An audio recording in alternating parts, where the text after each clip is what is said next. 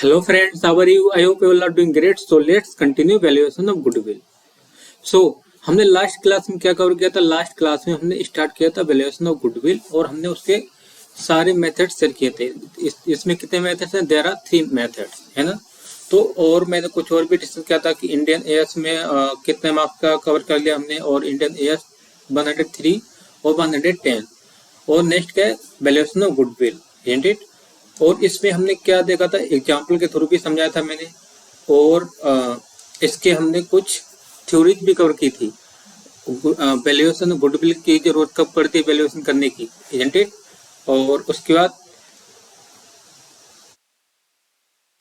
हमने मेथड्स भी देखे थे। इसमें कितने मेथड्स होते हैं? There are 3 methods. नंबर 1 कौन सा है? Average profit method. दूसरा है सुपर प्रॉफिट मेथड, और दूसरा है थर्ड है कैपिटलाइजेशन मेथड।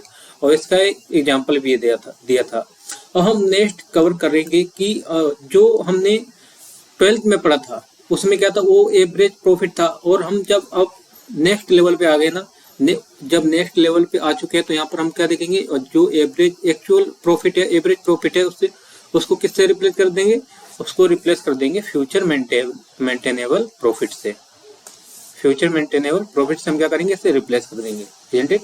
और इसके बाद अब हम नेक्स्ट कंसेप्ट ही पढ़ेंगे, that is future maintainable profit.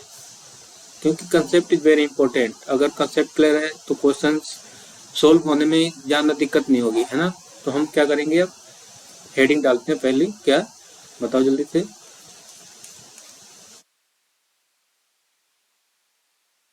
Future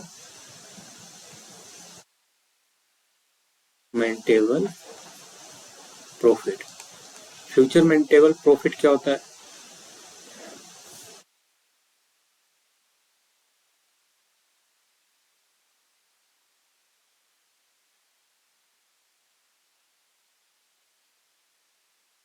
इसमें हम क्या क्या डिस्कस करेंगे? What is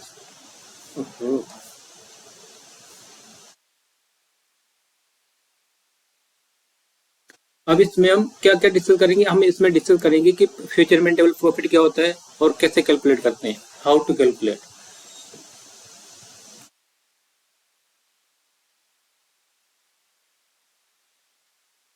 what is future maintainable profit, और हम इसे शॉर्ट में बोलेंगे FMP, फ्यूचर मेंटेनेबल प्रॉफिट। और क्या दूसरा? How to calculate.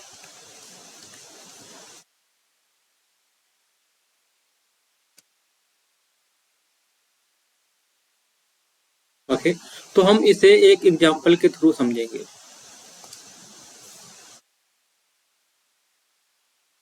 अब यहां देखिए, ये है ए एंड बी।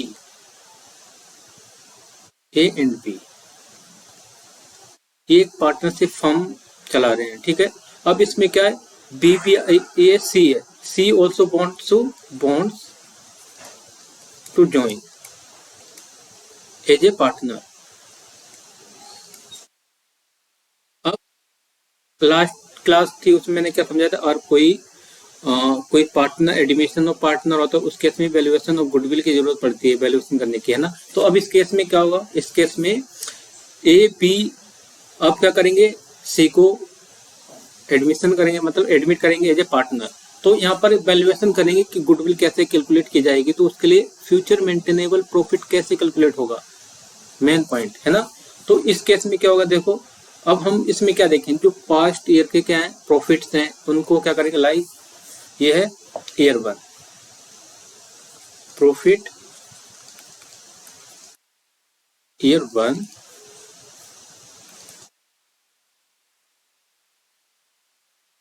प्रॉफिट।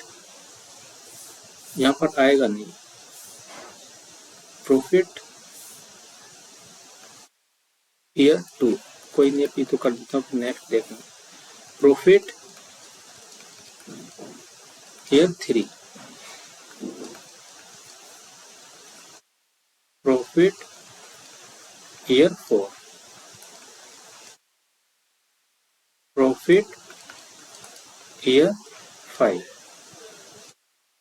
ठीक है। तो ये क्या करेंगे, जो लास्ट ईयर का प्रॉफिट है इनका टोटल करेंगे। अब प्रॉफिट, टोटल प्रॉफिट आएगा फिर ये, है ना, टोटल प्रॉफिट।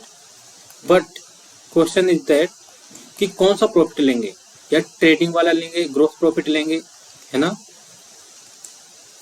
ट्रेडिंग का लेंगे ग्रोस प्रॉफिट, और या P&L का लेंगे प्रॉफिट, और दूसरा क्या है, profit and loss appropriation.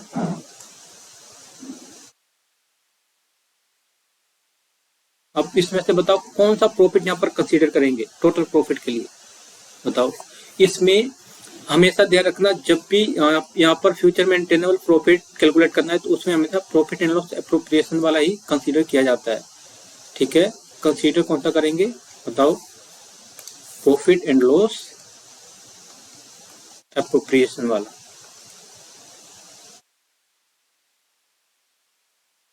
Okay, तो अब यहाँ पर क्या होता है, देखो यहाँ पर क्या है, सपोज इनका एवरेज प्रॉफिट ड्यू टू क्या है, ईयर 3 है, ईयर 3 में क्या हुआ, ड्यू टू अब नॉर्मल लॉस, ये हुआ इसमें ईयर 3 में क्या हुआ, अब नॉर्मल लॉस होता है ईयर 3 में, ठीक है। जब ईयर 3 में अब नॉर्मल लॉस होता है तो वहां पर प्रॉफिट क्या है, सबसे कम है, सबसे कम प्रॉफिट है। तो ये क्या करेंगे, इनकी कुछ एडजस्टमेंट भी करनी पड़ती है फ्यूचर मेंटेनेबल प्रॉफिट निकालने के लिए, ठीक है। तो जब अब नॉर्मल प्रॉफिट है, अब नॉर्मल लॉस है, ये तो ये कभी कभार ही होता है लॉस, अब नॉर्मल टाइप का, है ना। तो जब अब नॉर्मल लॉस हो गया तो हम क्या करेंगे, इसको एडजस्ट करेंगे। ओके, हमें as a normal profit average जितना है उसी को ट्रीट करना है, ठीक है। तो इसमें क्या, तो इस केस में क्या करेंगे, अगर कोई अब नॉर्मल प्रॉफिट है, अब नॉर्मल प्रॉफिट, तो उसे क्या करेंगे, उसे लेस करेंगे। कहां से लेस करोगे, लेस फ्रॉम टोटल प्रॉफिट, तो उसे टोटल प्रॉफिट में से क्या करेंगे, लेस करेंगे, ठीक है। नंबर 2, अगर कोई क्या है, अब नॉर्मल गेन आता है, अब नॉर्मल प्रॉफिट होता है, तो उस केस में क्या होगा, अब नॉर्मल, इसे लेस, सॉरी क्या बोल दिया मैंने, लेस के नहीं करेंगे, क्योंकि प्रॉफिट कम हो रहा है ना अब नॉर्मल लॉस की वजह से, तो हम क्या करेंगे, इसे एड बैक करेंगे। ओके, एड बैक करेंगे, add plus, sorry again, it is just little mistake, okay, but this is not little mistake. अगर थोड़ी सी भी कोई मिस्टेक हो जाती है तो उससे पूरा क्वेश्चन का आंसर ही चेंज हो जाता है ना। तो कोई नहीं, तो हमेशा पहले लिखना नहीं है, पहले समझना है उसके बाद लिखना है, ओके। अब उसके बाद क्या आता है, अब नॉर्मल प्रॉफिट, और अगर कोई अब नॉर्मल प्रॉफिट होता है तो उसे क्या करेंगे, उसे लेस करेंगे, लेस फ्रॉम टोटल प्रॉफिट, इसे टोटल प्रॉफिट में से क्या करेंगे, लेस करेंगे। अब नॉर्मल प्रॉफिट क्या होता है यहाँ पर, अब नॉर्मल प्रॉफिट क्या हो जाएगा बताओ, किसे बोलेंगे, अगर तुमने कोई इन्वेस्टमेंट की है अदर देन बिजनेस के अलावा किसी और के बिजनेस में इन्वेस्टमेंट कर दिए तो वहां से रिटर्न मिलेगा, वहां से रिटर्न मिला तो क्या है, अब नॉर्मल प्रॉफिट है ना। सपोज आपने 10 लाख रुपीज या 1 करोड़ ले लेते हैं, 1 करोड़ क्या किया आपने, आपने इसे इन्वेस्ट किया है other company, outside it mean other than company, okay. तो इस पे आपको रिटर्न मिला 15%, तो 15% कितना होगा इसका, 15 लाख हो जाएगा, है ना। तो ये क्या है, अब ये प्रॉफिट हुआ है आपका, गेन हुआ है ना, और रिटर्न ऑन इन्वेस्टमेंट पर आपको जो रिटर्न मिली है तो दैट इज कंसीडर एज अब नॉर्मल प्रॉफिट, और इससे हम टोटल प्रॉफिट में से क्या करेंगे, लेस करेंगे, ओके। तो यहाँ पर ये सारी चीजें आएंगी, तो अभी मैं इसे प्रॉपर लिखाऊंगा, और उसके बाद क्या है, तो पहले हम क्या करेंगे, प्रॉपर इसे बना ही लेते हैं टेबल की तरह, एक तरीके की, ठीक है।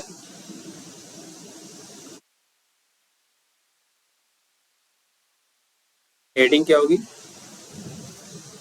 कैलकुलेशन ऑफ फ्यूचर मेंटेबल प्रॉफिट, तो इसमें पहले क्या, पहले तो प्रॉफिट आएंगे सारे, जितने भी प्रॉफिट्स हैं उसमें, लाइक प्रॉफिट ईयर वन का प्रॉफिट, ईयर टू का प्रॉफिट, ईयर थ्री का प्रॉफिट ईयर फोर का जो भी प्रॉफिट होगा, और प्रॉफिट ईयर फाइव, और जो ईयर फाइव का प्रॉफिट होगा उसे भी ऐड करेंगे तो क्या आएगा, टोटल प्रॉफिट।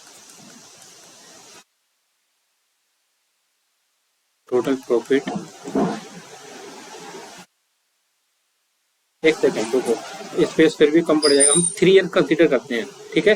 3 ईयर, अभी 3 ईयर ले लेंगे, फिर उसके बाद जब क्वेश्चन करेंगे जो क्वेश्चन में होगा वही कंसिडर करेंगे, क्योंकि फिर स्पेस फिर से कम पड़ जाएगा। तो यहाँ पर ले लेते हैं, सपोज 3 ईयर के दिया है, ठीक है, 3 ईयर का डाटा गिवन है, तो यहाँ पर क्या आएगा, टोटल प्रॉफिट आएगा। और टोटल प्रॉफिट, अब इसमें हम एडजस्टमेंट करेंगे, क्या एडजस्ट करेंगे, यहाँ पर प्लस करेंगे अब नॉर्मल लॉस को,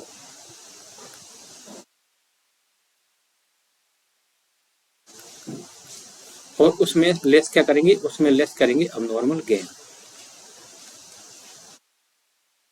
अब नॉर्मल गेन लेस करेंगे, तो ये क्या आएगा, एडजस्टेड प्रॉफिट आएगा।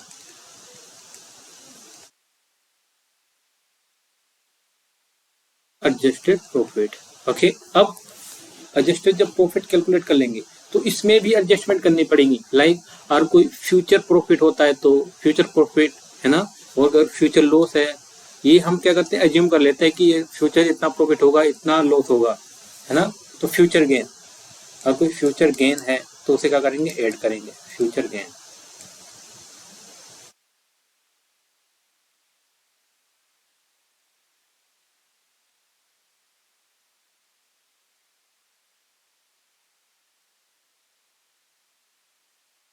फ्यूचर गेन, और अगर कोई फ्यूचर लॉस होता है, future loss that will be minus, okay. और इसके बाद क्या आता है, फ्यूचर प्रॉफिट आता है, future profit, future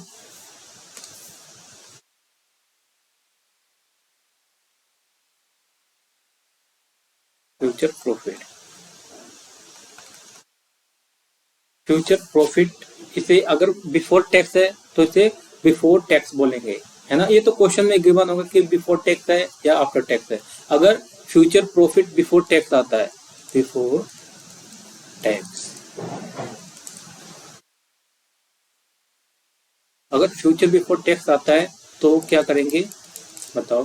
future before tax आता है तो इसमें से हम टैक्स को माइनस करेंगे, यहाँ से कंटिन्यू करते हैं यहाँ पर, ठीक है। तो इसमें से क्या लेस करेंगे, इसमें लेस करेंगे टैक्स, फ्यूचर प्रॉफिट। अब इसके बाद जो आएगा, है ना, इसके बाद जो आएगा उसे बोलेंगे future maintainable profit, that will be future maintainable profit, okay. ये था कंसेप्ट, ऐसे कैलकुलेट करना है फ्यूचर मेंटेनेबल प्रॉफिट। आया समझ में। जब हम इसके क्वेश्चन कवर करेंगे तो और ज्यादा क्लियर हो जाएगा, प्रैक्टिस बिकॉज प्रैक्टिस मैक्स में परफेक्ट, ओके। सो अब अगर कोई डाउट है तो कमेंट करके पूछिए। तो ये भी लिखना है, ये क्या है, अब नॉर्मल जो प्रॉफिट होता है उसे क्या करते हैं, अब नॉर्मल प्रॉफिट, ओहो, यहाँ पर भी मैंने गड़बड़ कर दी, क्या, अब नॉर्मल प्रॉफिट, मैंने क्या लिखा है, अब नॉर्मल लॉस होना चाहिए, यहाँ पर दोनों जगह मैंने एक ही चीज कर दी है।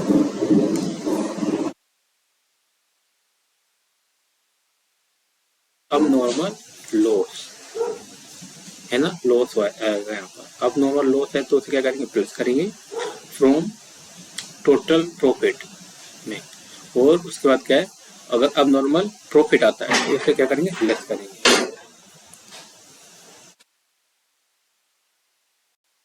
यहाँ पर कुछ और गड़बड़ सी लग रही है मुझे। क्या लिखा है ये? एडजस्टेड प्रॉफिट आ गया, एडजस्टेड प्रॉफिट, और इसे नॉर्मल प्रॉफिट भी कहते हैं, नॉर्मल प्रॉफिट। हम निकाले फ्यूचर मेंटेनेबल प्रॉफिट और फ्यूचर मेंटेनेबल प्रॉफिट। अब देखो यहाँ पर एक और चीज मैंने बोला ना, कुछ गलत सा लग रहा है, क्या था इसमें? अब जब एडजस्टेड प्रॉफिट या फ्यूचर नॉर्मल प्रॉफिट कैलकुलेट करोगे तो उसके जस्ट आपको क्या करना है? डिवाइड करना है, डिवाइड, यहाँ पर डिवाइड भी करना है, डिवाइड करना है नंबर ऑफ ईयर्स। अब नंबर ऑफ ईयर्स कितने लेने, जितने ईयर का प्रॉफिट गिवन है उतनी नंबर ऑफ ईयर्स से क्या करना है? आपको डिवाइड करना है।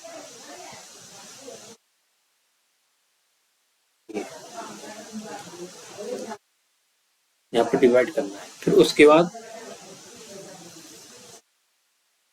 एवरेज प्रॉफिट आ जाएगा, एवरेज एडजस्टेड प्रॉफिट आएगा। काफी गड़बड़ हो गई यहाँ पर, अब क्या करें बताओ? कुछ नहीं करना है यहाँ पर। अब यहाँ पर इसके बाद जब ये आएगा तो इसमें इसके बाद क्या आएगा? जस्ट नेक्स्ट क्या आ जाएगा? एवरेज एडजस्टेड प्रॉफिट आएगा, प्रॉफिट। ठीक है, इसके जस्ट तुरंत बाद क्या आएगा? Average adjusted profit, average normal profit जो बोलेंगे इसे। ठीक है, तो ये एक बार सही कर लेना। तो यहाँ पर क्या था? पहले क्या है? एडजस्टेड प्रॉफिट आएगा, एडजस्टेड प्रॉफिट को डिवाइड कर देंगे किससे? नंबर ऑफ ईयर्स से, जितने नंबर ऑफ ईयर्स का प्रॉफिट गिवन होगा। ओके, देन आफ्टर क्या करेंगे? जो नंबर ऑफ ईयर्स डिवाइड करने के बाद आएगा उसे बोलेंगे adjusted profit, average adjusted profit. ठीक है, इसके डिवाइड करने के बाद तुरंत ओके, फिर उसमें आपको प्लस करना है फ्यूचर, अगर कोई गेन है, और माइनस फ्यूचर लॉस को करना है तो उसे भी माइनस कर देना है। ठीक है, फिर उसके बाद आएगा future profit before tax. Before tax, अगर बिफोर टैक्स गिवन है तो हम टैक्स उसमें से माइनस करेंगे, और अदरवाइज आफ्टर टैक्स दिया है तो यहाँ पर इसे कंसिडर नहीं करना है। That's it. ओके, तो ये चीजें ध्यान रखनी है, बहुत जरूरी है। ओके,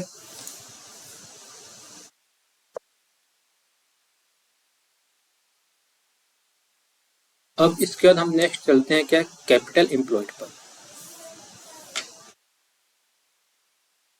नेक्स्ट हेडिंग होने वाली है किसके ऊपर? Capital employed.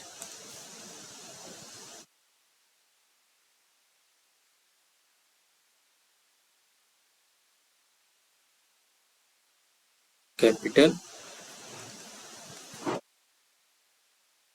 एम्प्लॉयड, शॉर्ट में क्या बोलेंगे? CE. Okay, capital employed it is very important, क्योंकि हमें यहाँ पर कैपिटल एम्प्लॉयड निकालना पड़ेगा प्रॉपर। गुडविल के फॉर्मूले अगर ऐसे आ गया तो जैसे फॉर्मूले गिवन है, अगर वैसे डायरेक्ट आ जाता है तो कोई दिक्कत ही नहीं है। फर्स्ट ऑफ ऑल ऐसा तो आता ही नहीं है कभी भी। अब देख लेना फर्स्ट क्वेश्चन।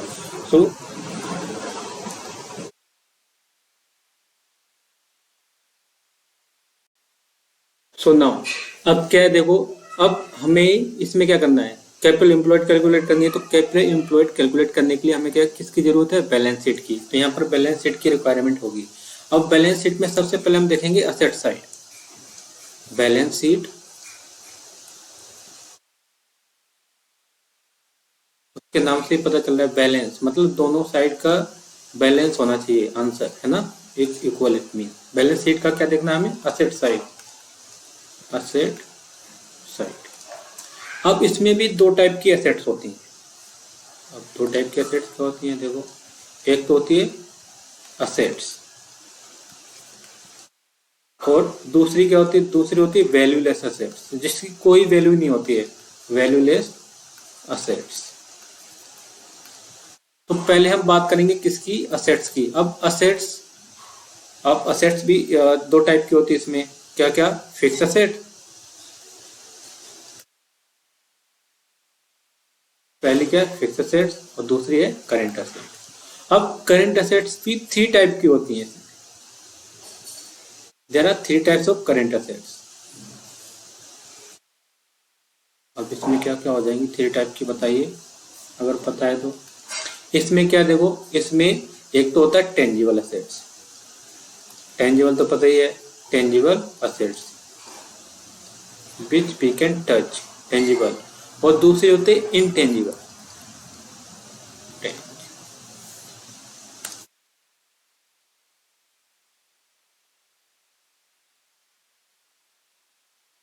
इंटेंजिबल और another one that is investment.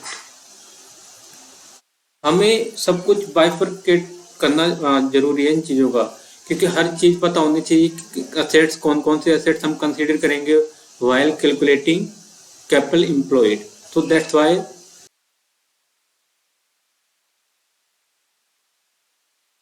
Why I need to make understand balance sheet. Okay, assets की असेट्स कौन कौन सी असेट्स हमें कंसीडर करने हैं यहाँ पर। ओके, तो ये बहुत ही इंपॉर्टेंट हो जाता है। और टेंजिबल असेट्स तो हमें पता ही है, क्योंकि हम 11th से पढ़ रहे हैं इनके बारे में, टेंजिबल इनटेंजिबल। और इसमें इन्वेस्टमेंट भी दो टाइप की होती है यहाँ पर, एक तो ट्रेडिंग और नॉन ट्रेडिंग इन्वेस्टमेंट, या नॉन ऑपरेटिंग भी कह सकते हैं। ऑपरेटिंग और कौन से नॉन नॉन ऑपरेटिंग इन्वेस्टमेंट। ठीक है, अब इसमें क्या है, ऑपरेटिंग इन्वेस्टमेंट कौन कौन सी होती हैं, कौन कौन सी नहीं, कैसे पता चलेगा कि ऑपरेटिंग है ना, और कैसे पता चलेगा कि नॉन ऑपरेटिंग है। ओके, जस्ट फर्स्ट क्या है, लाइक ये बैलेंस शीट गिवन है, बैलेंस शीट। ठीक है, और बैलेंस शीट में असेट साइड किधर होती है, इधर असेट्स है।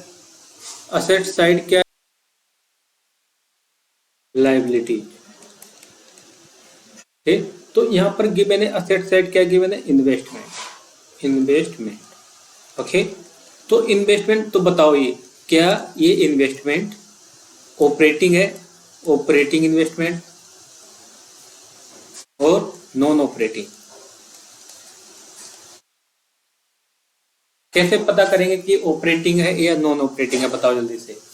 तो कभी भी ध्यान में रखना ये चीजें, क्या कि कभी भी सिर्फ इन्वेस्टमेंट ही गिवन है, और ऑपरेटिंग और नॉन ऑपरेटिंग क्या होता है, फर्स्ट ऑफ ऑल ये भी तो पता होना चाहिए। ऑपरेटिंग मीन जो बिजनेस को चलाने में हेल्प करती है, that assets that investment is called operating.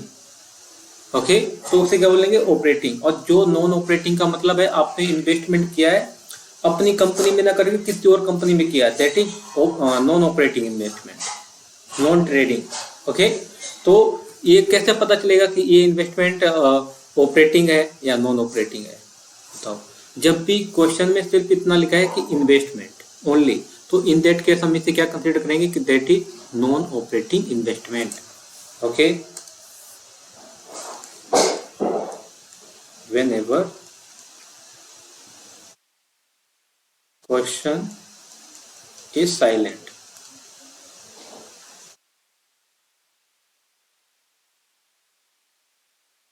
in that case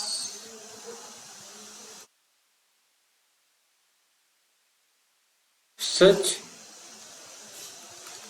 investment considered as non operating investment. Okay, तो हम उस केस में क्या करेंगे, नॉन ऑपरेटिंग इन्वेस्टमेंट कंसीडर करेंगे। और उसके बाद अगर बैलेंस शीट में क्या दिया, दूसरी बैलेंस शीट है, ठीक है, ये है लायबिलिटी और इधर है असेट, और इधर दिया इन्वेस्टमेंट और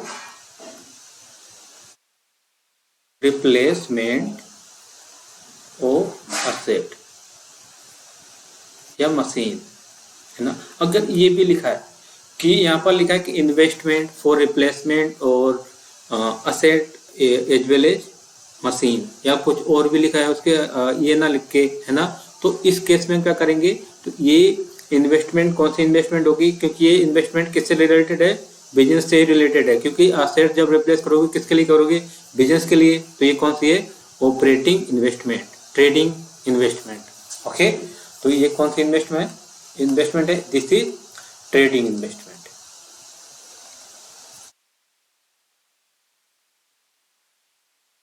ठीक है। और जब भी नॉन ऑपरेटिंग इन्वेस्टमेंट गिवन होगी तो उसे कैपिटल एम्प्लॉयड के लिए कंसीडर नहीं करना है, ठीक है।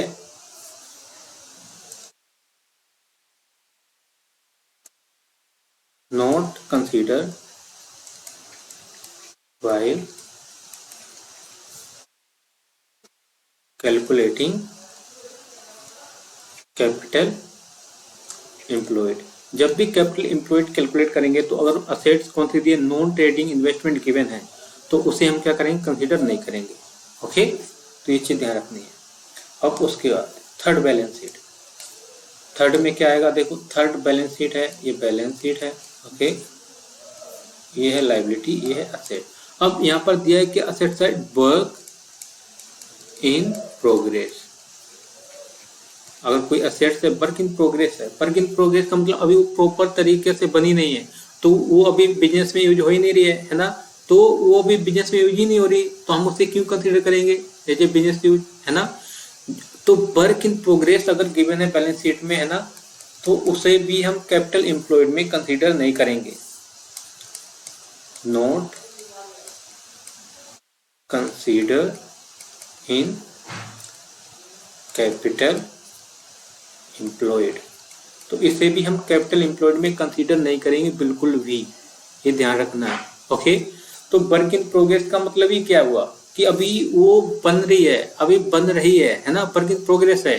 अभी जब तक वो बन के तैयार होके हमारे बिजनेस में यूज नहीं होना शुरू हो जाती है, जब तक वो क्या है, वो नॉन ट्रेड असेट्स ही रहेगी। जो भी है नो वर्क इन प्रोग्रेस में जो भी असेट्स तय बन रही है, वहां पर कोई मशीन है, कुछ भी हम अपने बिजनेस में यूज के लिए बना रहे हैं, तो क्या हो जाएगी, नो ट्रेड ही ट्रेड करेंगे उससे भी, ठीक है।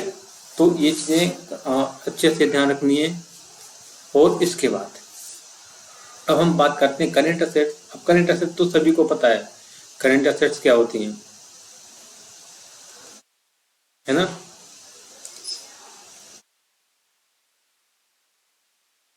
इसमें क्या है, current assets. Current assets like stock, bills receivable, है ना, सन्ड्री डेटर,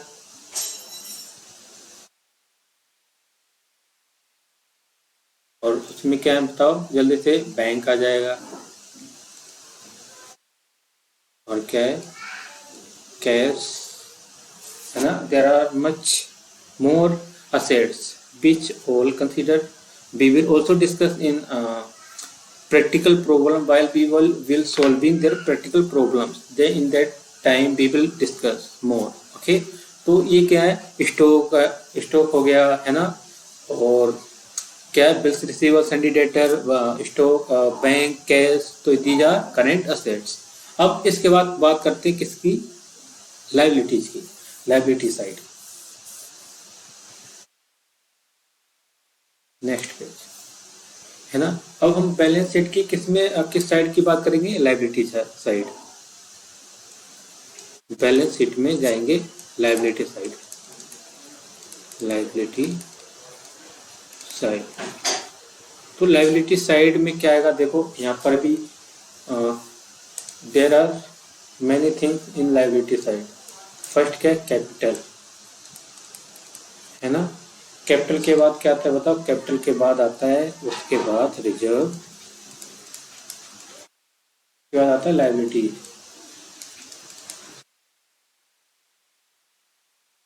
लाइबिलिटी, ठीक है। तो हम जब कैपिटल एम्प्लॉयड कैलकुलेट करेंगे तो उसमें हम कैपिटल और रिजर्व कंसीडर नहीं करते, वहां पर लाइबिलिटीज ही कंसीडर करते हैं ओनली। अब इसमें क्या क्या लाइबिलिटीज हैं वो डिस्कस करेंगे, क्या क्या लाइबिलिटीज हैं इसमें। तो इसमें देखिए क्या क्या है, इसमें क्रेडिटर, है ना, क्रेडिटर, और क्या आ जाएगा, बिल्स पेबल, और कुछ प्रोविजंस हैं, और क्या है, बैंक ओवरड्राफ्ट आ गया, बैंक ओवरड्राफ्ट हो सकता है, और लाइक से आउटस्टैंडिंग सैलरी, और सैलरी,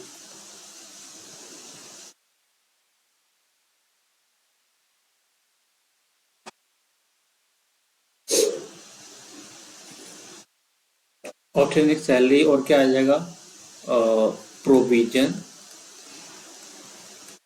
फॉर टैक्स, है ना। और provident fund, provision for provident fund भी आ जाएगा यहाँ पर, provision for PF provident fund. और क्या आएगा, और भी like workman, workman profit sharing.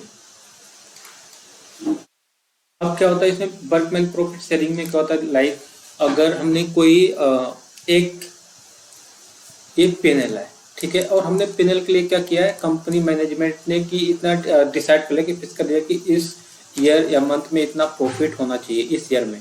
अगर इस ईयर में इससे ज़्यादा प्रॉफिट होता है, सपोज इस ईयर में अगर 1 करोड़ से, मैनेजमेंट ने क्या डिसाइड किया कि अगर कंपनी में इस साल 1 करोड़ से अबोव कोई भी प्रॉफिट होता है, अगर इससे ज़्यादा प्रॉफिट होता है, उस केस में 1 करोड़ से ऊपर का जो भी प्रॉफिट है उसमें से हम अपने वर्कमैन को भी क्या करेंगे, प्रॉफिट शेयर करेंगे, ठीक है। That is workman profit sharing. वो भी एक एज ए लायबिलिटी की तरह ही ट्रीट करते हैं, ये ध्यान रखना, वर्कमैन।